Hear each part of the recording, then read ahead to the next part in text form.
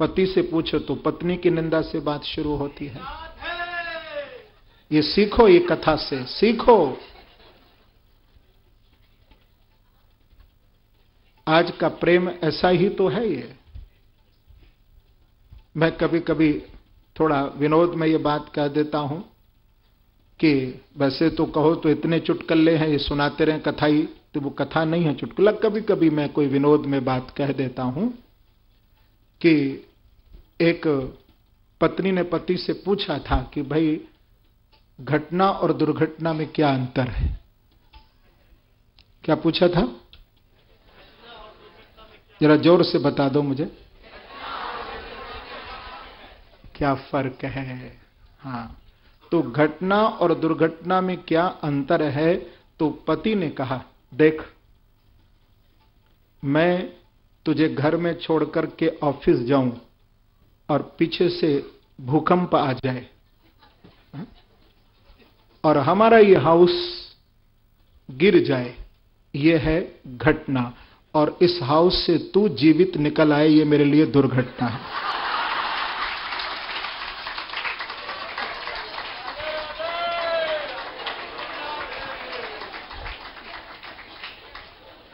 ऐसा मत सोचना, ये तो विनोद की बात है। प्रेम से कहो श्री राधे। जय जय श्री राधे, जय जय श्री राम, जय जय श्री राम। ये सीखें हम कथाओं से कि सुदामा जी ने कहा है कि हम दोनों में बहुत प्रेम है, बहुत प्रेम है। लेकिन सुदामा जी महाराज से भगवान कहते हैं कि मित्र, आपको कुछ गुरुकुल के प्रसंग याद हैं? देखो, सुदामा जी ने स्नान कर लिया, कपड़े बदल लिए, भोजन कर लिया, विश्राम कर लिया, लेकिन वो 4 मुट्ठी चावल की पोटली सुदामा जी की कांख में दबी हुई है। अब भगवान ने गुरुकुल की एक बात सुदामा जी को याद कराई कि मित्र, आपको गुरुकुल के वो दिन याद हैं? एक दिन मैं और आप दोनों ही सांदीपनी जी के यहां जब अध्ययन करते थे उज्जैन में गुरुकुल में, तो एक दिन गुरु माता की आज्ञा से आप और मैं दोनों ही वन में लकड़ी काटने को गए थे। एक पेड़ पर बैठ करके आप लकड़ी काट रहे थे, एक पर मैं बैठा हुआ था। उसी समय बारिश होने लगी, तो आप भी नीचे आ गए वृक्ष के, मैं भी नीचे बैठ गया। तो आपको गुरु माता ने कुछ भुने चने दिए थे और ये कहा था कि जब भूख लगे तो दोनों भाई आपस में बांट करके खाना। देखो, भगवान वार्तालाप सुदामा जी से कर रहे हैं, लेकिन भगवान की नजर कहां है? उस पोटली पर। सुदामा जी ने देखा कि बातचीत तो कन्हैया मेरे से कर रहा है, पर इसकी नजर मेरी पोटली पर है, देखूं कहीं कपड़ा तो नहीं दिखाई दे रहा। तो नीचे देखा तो थोड़ा सा कपड़ा दिखाई दे रहा था, अंदर किया और फिर छुपा के उस पोटली को बैठ गए। भगवान वार्तालाप करने लगे। प्रभु ने कहा, मित्र, उसी समय जो गुरु माता ने आपको भुने चने दिए थे, तो आप तो चने निकाल करके खाने लगे। मैंने कहा कि गुरु मां ने कुछ भोजन को दिया है, तो तुमने मना कर दिया कि गुरु मां ने कुछ नहीं दिया। मैंने कहा कि तुम्हारे दांतों की आवाज तो आ रही है, तुम कुछ खा रहे हो। तो मालूम है तुमने क्या कहा था? ये जो बारिश हो रही है, ठंडी हवा चल रही है, इससे मेरे दांत बज रहे हैं, मुझे ठंड लग रही है। देखो, भगवान ये इशारा कर रहे हैं सुदामा जी को। कितना बढ़िया लीला करके परमात्मा हमको बता रहा है कि अपने अधिकार को मत त्यागिए जिस पर आपका अधिकार है, लेकिन दूसरे के अधिकार की ओर आपका ध्यान नहीं होना चाहिए।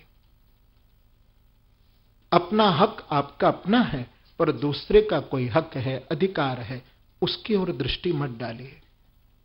जो दूसरे के अधिकार को छीनता है, भैया कितना भी वो वैभववान व्यक्ति क्यों न हो जाए, कितना भी ऐश्वर्यवान व्यक्ति क्यों न हो जाए, कितना भी धनवान क्यों न हो जाए, लेकिन शास्त्र की दृष्टि में वो फिर दरिद्रता को प्राप्त कर लेता है। भगवान बार बार इशारा कर रहे थे, लेकिन जब अब की बार सुदामा जी ने देखा तो कसकर के अपनी बाजू दबाई। एक तो पहले ही कपड़ा फटा हुआ था, जैसे तैसे तो 4 मुट्ठी चावल की पोटली बना करके लाए थे। कपड़ा जब फट गया, चावल गिरने लगे, तो भगवान एकदम उछले और उछल करके सुदामा जी की कांख से 4 मुट्ठी चावल की पोटली को छीन लिया है और कहा, मित्र, ये हमारी भाभी की प्यार की भेंट को क्यों छुपा रहे हो, लाओ मुझे दो। झट प्रभु ने उसे खोला, 1 मुट्ठी चावल खाए, दूसरे मुट्ठी चावल खाए। जब तीसरे मुट्ठी चावल खाने लगे तो रुक्मणी जी ने कहा इशारे में भगवान को, कच्चे हैं, पेट में दर्द हो जाएगा। 1 मुट्ठी चावल खाया तो 1 लोक का राज्य दिया, सुदामा को दूसरे मुट्ठी चावल खाए तो 2 लोक का राज्य दे दिया। अब तीसरे मुट्ठी चावल भी आप खा लोगे और 3 लोकों का राज सुदामा को दे दोगे तो अपने भी रहने की जगह सोची है, कहां रहोगे? भगवान कहते हैं कि रुक्मणी, जब मैं भक्त पर रीझता हूं तो मैं अपने, सुनो, अब तुमने पूछा ही है कि सब कुछ दे दोगे, तो भगवान कहते हैं कि रुक्मणी, मेरा बस चले तो मैं तुझे भी उठा करके अपने भक्तों को दे दो। ये भगवान की भक्त वत्सलता है। लक्ष्मी को प्रभु कहते हैं। जो मेरे आश्रित भक्त हो जाता है, जो मेरा बन जाता है, भगवान कहते हैं कि मैं लक्ष्मी उस पर लुटा देता हूं। आज दोनों के इशारे को सुदामा जी महाराज समझ रहे थे, उनकी आंखों से आंसू गिरने लगे। कन्हैया, इतना प्रेम, इतना सम्मान, इतना आदर, भैया मुझे तो इसकी कोई आशा भी नहीं थी कि तू मुझे इतना सम्मान देगा, इतना मुझे आदर देगा। कृष्ण, सच मित्र हो तो तेरे जैसा हो। भगवान कहते हैं कि सुदामा, तूने तो मुझे 4 मुट्ठी चिड़ुआ दिए हैं कि पत्रम पुष्पम फलम तोयम यो में भक्त्या प्रयच्छति। कहते हैं भगवान, यदि कुछ ना मिले, देखो कितनी सरल पूजा है प्रभु की। ये तो हम भगवान को कठिन बना देते हैं, भगवान तो बहुत सरल है। भगवान कहते हैं, भैया हमारे ऊपर या तो पत्र चढ़ा दो, पत्र ना मिले पुष्प चढ़ा दो, पुष्प ना मिले फल चढ़ा दो। यहां भागवत में भगवान कृष्ण कह रहे हैं, फल मिले तो फल चढ़ा दो, फूल मिले तो फूल चढ़ा दो, तुलसी दल मिले तो तुलसी दल चढ़ा दो। यदि ये तीनों तुम्हारे पास नहीं है, देने को कुछ नहीं है, भगवान कहते हैं तो मुझे तोयम दे दो। तोयम माने 1 अंजलि जल। हा? ये क्या इशारा कर रहे हैं कृष्ण? क्या प्रभु की अपेक्षा है अपने भक्त से? पत्र कौन सा? भगवान कहते मुझे देना हो तो श्रद्धा का पत्र दो, श्रद्धा रूपी पत्र दे दो। और पुष्प यदि कोई मुझे देना हो तुम्हें, तो निर्मल मन जन सोह मोहि पावा। मुझे अपना निर्मल मन देना, अच्छा मन देना। और यदि फल देना हो मुझे, तो अपने जीवन के कर्म फल, मेरी प्रसन्नता के लिए कर्म करो, मुझे अर्पण करो। श्री कृष्णार्पण। हम लोग जब पूजा करते हैं तो क्या कहते हैं कि कायेन वाचा मनसेन्द्रियैर्वा बुद्ध्यात्मना वानुसतस्वभावात् करोति यद् यत् सकलं परस्मै नारायणायेति समर्पयेतत्। ये भागवत का श्लोक है। भागवत में नव योगेश्वरों के प्रसंग में कवि नाम के योगेश्वर ने राजा निमि के लिए जब भागवत धर्म का वर्णन किया है तो ये श्लोक मंत्र बोला है, ये भागवत का है।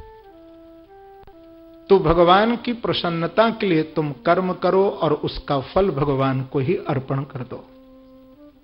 और जल कौन सा? भैया जल हमसे जो परमात्मा चाहता है। कभी हम बच्चों के लिए रोते हैं, कभी कोई पति पत्नी परिवार भाई बंधु इनके लिए कितना कितना रोए, कभी धन के लिए रोए, कभी परिवार के लिए रोए। भगवान कहते वो तो तुमको रुलाएगा ही, वही तो मेरी माया है, वो तो रुलाता ही है। लेकिन भगवान कहते हैं कि यदि इस रोने को बंद करना हो कि हम रोए ही नहीं, हमको रोना ही ना आए कभी, तो भागवत में भगवान कहते हैं कि भैया जो 2 आंसू मेरे लिए गिरा देता है, भगवान कहते हैं उस भक्त का हमेशा हमेशा के लिए रोना ही बंद हो जाता है। वो कभी रोता नहीं है, वो हमेशा प्रसन्न रहता है। उसकी हर कामना को भी मैं पूर्ण करता हूं। लेकिन भगवान के आंसू भगवान के लिए होना चाहिए, अपनी किसी मांग के लिए नहीं, भगवान के लिए। हम इतना प्यार उनसे करें, ऐसा दिल में हमारे तड़फ हो, ऐसी हमारे अंदर छटपटाहट हो प्रभु के लिए कि हम उनके ध्यान चिंतन सुमिरन के बिना रह ही ना पाए। प्रभु कहते हैं संसार के लिए रोना बंद करो, जरा मेरे लिए थोड़ा रो करके देखो तो सही। कितनी बड़ी बात कह दी है कि एक अंजलि भर करके यदि कोई मेरे लिए रो देता है तो ऐसे भक्त के लिए मैं साकार दर्शन दे देता हूं। इस प्रकार से सुदामा जी महाराज को प्रभु ने प्रसन्न किया, लेकिन हाथों से कुछ नहीं दिया, क्योंकि हाथों से वो देता नहीं है। कभी देखा भगवान किसी को देने आए, वो दिला देता है, रास्ते खोल देता है, किसी को निमित्त बना देता है। हाथों से सुदामा जी को कुछ नहीं दिया। कोरी राम राम में विदा की, लेकिन जब सुदामा जी महाराज अपने गांव में लौटे तो क्या देखा कि जैसे महल द्वारिका में है वैसे ही सुदामापुरी बन गई। अंदर पत्नी अपने पति का इंतजार कर रही थी, गहनों से लदी बैठी है सुशीला। सुदामा जी ने पूछा कि सुशीला ये सब तुझे किसने दिया? तो कहा कि आप गए थे द्वारिका और पीछे से द्वारिकाधीश भगवान के सेवक आए, ये सब मुझे देकर के गए हैं। बोले सच बता किसने दिया है? बोले आपको विश्वास नहीं है? बोले नहीं होता, क्योंकि मुझे चलते समय उसने कोरी राम राम में विदा की है। इतना धन कैसे दे सकता है कन्हैया? अच्छा तो आप चलो मेरे साथ। तो अपने पति की उंगली पकड़ करके पत्नी लेकर के गई भगवान कृष्ण के मंदिर में, क्योंकि भगवान के ही सेवक देने के लिए वो संपदा आए थे। तो कहा इनसे ही पूछ लो। भगवान की ओर जब इशारा किया तो सुदामा जी महाराज उसी समय क्या देखते हैं, जो प्रभु का ध्यान आंखें बंद किया तो मेरे द्वारकाधीश साक्षात मूर्ति से प्रकट हो गए। बोला द्वारकाधीश भगवान जय जय श्री राधे, जय जय श्री राधे, जय जय श्री राम। सुदामा जी महाराज को भगवान ने कहा ये सब मैंने दिया है। देखो एक बात ध्यान रखना, एक मेरा निवेदन है कि ये निवेदन हमेशा, क्योंकि प्रभु से हम हमेशा इस बात की अपेक्षा करें, क्योंकि बहुत सी जीवन में हमारे ऊपर प्रभु की कृपा होती रहती है, लेकिन अभाव की बात तो हम भगवान से हमेशा करते हैं, लेकिन जो हमें मिला उसके लिए कभी प्रभु को हम धन्यवाद देते हैं? हाँ, तो हमेशा उनको भी, जैसे सुदामा जी महाराज ने कहा कि प्रभु आपका बहुत बहुत धन्यवाद, ये सब आपने दिया। भगवान ने कहा कि मैंने दिया है, लेकिन इसका तुम धन का दुरुपयोग नहीं करना, इसका सदुपयोग करना, और अंत में तुम दोनों मेरे परम धाम को प्राप्त करोगे। इतना कह करके भगवान अंतर्धान हो गए थे। भैया, जो लोग इस कथा को सुनेंगे, सुनाएंगे, निश्चित ही लब्ध भावो भगवती कर्म बंधा विमुच्यते, वो कर्म बंधन से छूट करके भगवान की उस भक्ति को प्राप्त करेगा। इसके बाद कुरुक्षेत्र का वर्णन है, और फिर राजा बहुलाश्व और 28 वेद के मंत्रों के द्वारा स्तुति। जय जय जहि अजामजित दोष ग्रवीत गुणाम त्वमसि यदात्मना समवरुद्ध समस्त भगः। फिर त्रिदेवों में सर्वप्रथम पूज कौन है ये बताया है। अर्जुन के संकल्प को भगवान ने पूर्ण किया, और द्वारिका के समीप एक पवित्र स्थान जिसका नाम है पिंडारक क्षेत्र, जहां पर संत बैठकर के भगवान का स्मरण कर रहे थे, लेकिन जाम्बवती के पुत्र शांभ को स्त्री रूप धारण करा करके लेके गए और पूछा कि महाराज इसके बेटा होगा या बेटी, तो संतों ने कहा कि मुसलम कुलनाशनम। जब कपड़े हटाए, मूसल देखा, एक छोटी कील बाकी बची, सागर में फेंक दी, एक मछली निगल गई। मछुआरे ने मछली के लिए पकड़ा, पेट को चीरा, वो कील देखी, बीच मार्ग में पटक दी। वहां से एक जरा नाम का व्याध निकल रहा था, उसने अपने तीर में वो कील लगा ली। भगवान ने अपने कुल का संहार कराने के लिए बीज भी बो दिया, क्योंकि अब विश्राम लीला की ओर प्रभु चल रहे हैं। एक दिन वसुदेव जी के महलों में श्री नारद जी आए थे, और वसुदेव जी ने नारद जी से प्रश्न किया है कि आप मुझे भागवत धर्म का वर्णन करें। तो यहाँ नव योगेश्वर संवाद श्री नारद जी महाराज ने श्री वसुदेव जी को सुनाया है। एक दिन द्वारिका में भगवान अपने सिंहासन पर बैठे थे, एकांत में आंखें बंद करके कृष्ण। तो उद्धव जी महाराज आए हैं। योगेश योग विन्यास योगात्मन योग संभव निःश्रेयसाय मे प्रोक्तः त्यागः संन्यास लक्षणः। ऐसा कहकर के भगवान को प्रणाम किया है श्री उद्धव जी महाराज ने। और उद्धव ने कहा कि प्रभु आप मेरी आत्मा के उद्धार के लिए मार्गदर्शन करें। तो भगवान श्री कृष्ण ने उद्धव जी को दत्तात्रेय जी के उन 24 शिक्षा गुरुओं का भागवत में वर्णन किया है। पृथ्वी वायु राकाश मापो अग्नि चंद्रमा रवि कपोतो अजगर सिंधु पतंगो मधुकृत गजः। इस श्लोक में इन गुरुओं का श्रीमद् भागवत में जिक्र है।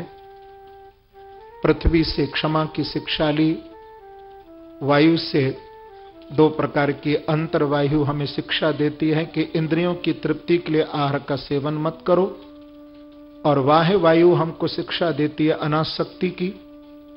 इसी प्रकार से आकाश हमको असंगता की शिक्षा देता है, चंद्रमा आत्मा की नित्यता को दर्शाता है, सूर्य भगवान समता कैसे हमारी दृष्टि में आए ये सूर्य भगवान हमें समझाते हैं। इसी प्रकार से फिर एक पतंगा से शिक्षा ली है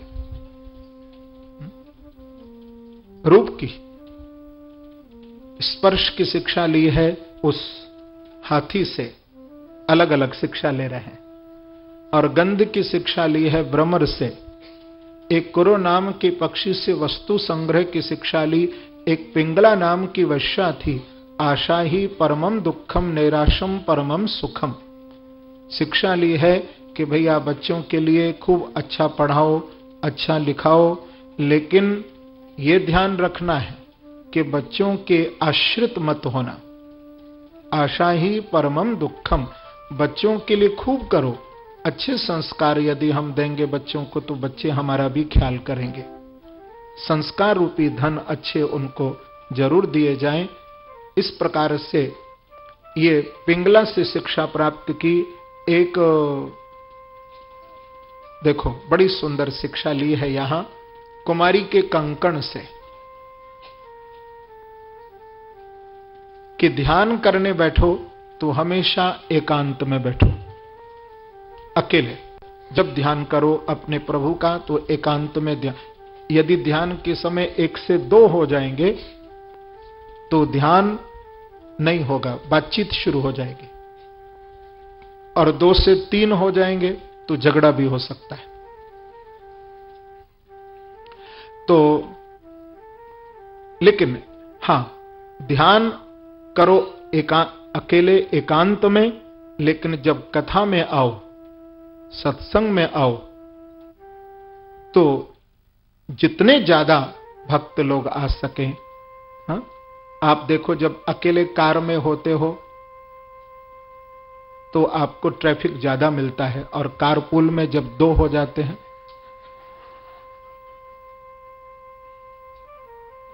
तो आपको वहां से जाने का रास्ता मिल जाता है और जल्दी आप अपनी मंजिल तक पहुंच जाते हो। ठीक है, तो जब सत्संग में आओ, कथा में आओ, तो कभी अकेले मत आना है। अकेले आओगे तो फिर ट्रैफिक में फंस सकते हो। और कारपूल से आओगे 2, 3, 4, 5 भक्तों को लेकर के, तो सत्संग में जाओ, संकीर्तन में जाओ तो सबके साथ जाओ, मिलकर के खूब गाओ, खूब प्रभु के लिए रिझाओ। ठीक है, बात समझ में आ गई ना? ठीक है। इस प्रकार से फिर एक बालक से मान अपमान की शिक्षा ये ली है, और फिर जो है एक ब्रह्मरी से कीट से संग दोष की शिक्षा ली है, और देखो शरीर से भी शिक्षा प्राप्त की है, जो कि विरक्ति, विवेक और तत्व को जानने का एक साधन है। ये मानव शरीर साधन धाम मोक्ष करे द्वारा। फिर नित्य बद्ध नित्य मुक्त जीव कौन है, इसका उत्तर दिया। इसी प्रकार से सत्संग की महिमा, ज्ञान, कर्म, उपासना, भक्ति, क्रिया योग। अंत में उद्धव जी महाराज ने भगवान को कहा कि प्रभु प्रपन्न मनुष्याधिमाम, तो प्रभु ने अपने चरण कमल की चरण पादिका भगवान ने उद्धव जी को दी। उद्धव जी बद्रिकाश्रम की ओर चले गए हैं। इधर 13 दिन का पक्ष द्वारिका में पड़ा। ये अपशगुन है।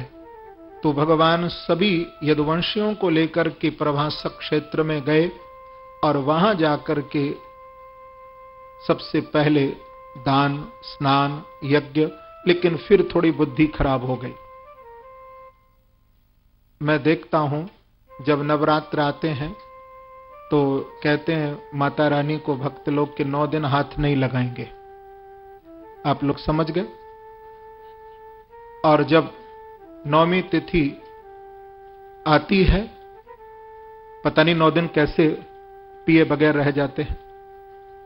9वीं तिथि को मालूम हो गया कि बस अब आज 9वीं तिथि हो गई, पूजा हो गई मां की, तो बस आसपास मंदिरों में पंडित जी के पास फोन खटखटाते रहते, महाराज कितने बजे तक 9वीं है। यदि उन्होंने कह दिया कि पंडित जी ने कि भाई 9वीं जो है शाम के 6:30 बजे तक है, तो 7 बजे बोतल खुल जाती है पैक। हमने तो 9 दिन का ही संकल्प लिया था। नहीं, संकल्प यदि लेना है तो निष्ठापूर्वक दृढ़ता से संकल्प करना है कि इस चीज को हम गलत चीज को हाथ नहीं लगाएंगे जो हमारी आत्मा का भी हनन करती है।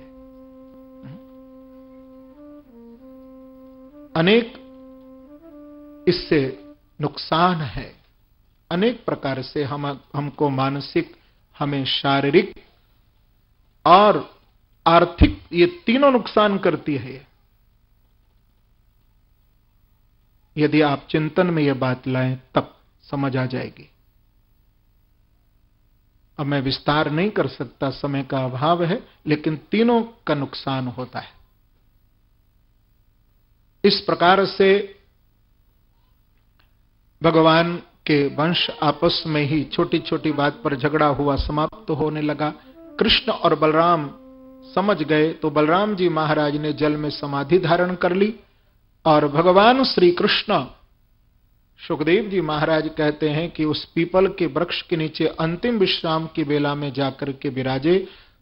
जरा नाम के व्याध ने दूर से भगवान के चरण कमल को जब देखा तो विव्याध मृग शंकया, उसको लगा कि किसी हिरण का मुख है। तो भगवान के चरणों में वो बाण तीर समर्पित किया। पास में आए, देखा तो रोने लगे। भगवान ने उठाकर के उसको छाती से लगाया और कृष्ण बोले, व्याध भैया तू रोता क्यों है? ये कार्य मैंने तुझे अपनी इच्छा से तेरे से कराया है, क्योंकि राम अवतार में तू बाली था। भगवान बता रहे हैं कि यहां हम सबको प्रभु ये शिक्षा दे रहे हैं कि कर्म जीवन का प्रधान है, अपने कर्म पर दृष्टि गड़ाए रखना चाहिए। भगवान ने उसको अपने भक्ति का चरणों की वरदान दिया। आकाश में भगवान के आयुध चले। सुखदेव जी महाराज कहते हैं कि सब देवता आकर के आकाश में खड़े थे। ब्रह्मा जी ने भगवान को कहा कि आप मेरे ब्रह्मलोक में चलें। शिव ने कहा आप शिवलोक में चलें। इंद्र ने कहा कि आप स्वर्ग में पधारिए। भगवान बोले नहीं, पहले मैं गया था वैकुंठ में, कभी इच्छा हुई थी तो हम क्षीर सागर में भी सोने के लिए गए, पर अब की बार न तो मैं क्षीर सागर में जाऊंगा और न मैं वैकुंठ में जाऊंगा। भगवान कहते हैं अब की बार तो मैं श्रीमद् भागवत में ही विश्राम करूंगा। श्रीमद् भागवताक्षो अयम प्रत्यक्षः कृष्ण एव ही।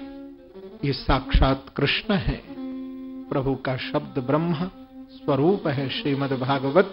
भगवान का तेज श्रीमद् भागवत में विराजित हो गया।